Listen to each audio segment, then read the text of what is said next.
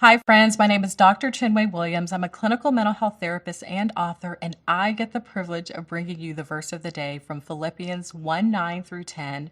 And it reads, "And this is my prayer that your love may abound more and more in knowledge and depth of insight, so that you may be able to discern what is best and may be pure and blameless for the day of Christ." In this scripture, the Apostle Paul is speaking to the church of Philippi.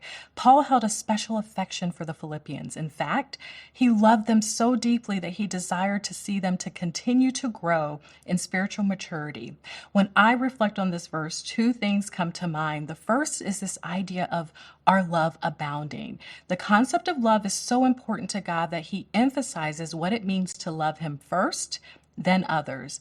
So how can our love for God overflow?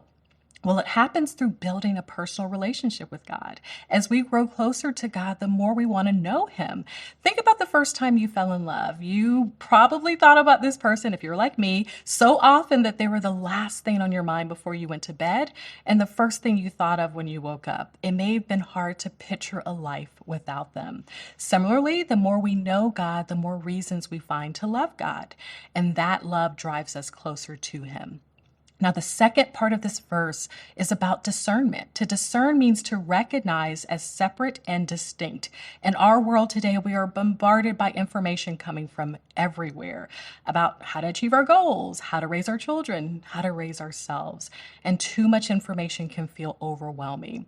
This scripture reminds us to be discerning, to know who our Father is so intimately that we can recognize the distinct voice of God. Now, you may be facing a lot right now in your world, but I want to encourage you to allow the love of God to overflow in your life so that you may know who He is and what really matters.